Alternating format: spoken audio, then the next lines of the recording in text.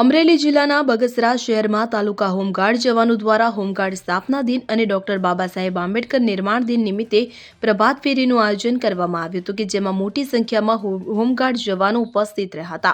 જિલ્લા home guard commander Rohit શર્માની સૂચના અન્વયે બગસરા શહેરમાં હોમગાર્ડ કમાન્ડર યુનિટ દ્વારા આજરોજ 6 ડિસેમ્બર હોમગાર્ડ સ્થાપના દિન અને ડોક્ટર બાબા સાહેબ આંબેડકર નિર્માણ દિનની ઉજવણીના ભાગરૂપે શહેરના વિવિધ માર્ગો પર પ્રભાત ફેરીનું આયોજન કરવામાં આવ્યું હતું. મોટી સંખ્યામાં હોમગાર્ડ જવાનોની ઉપસ્થિતિમાં આ પ્રભાત ફેરી ST bus stand road, Natwar Nagar road સહિત વિવિધ માર્ગો પરથી પસાર થઈ હતી. સાથે એસટી બસ સ્ટેન્ડ પાસે ડોક્ટર બાબા સાહેબ આંબેડકરની પ્રતિમાને પુષ્પાંજલિ અર્પણ કરી વંદન કર્યા મીણબત્તી પ્રગટાવવામાં આવી હતી.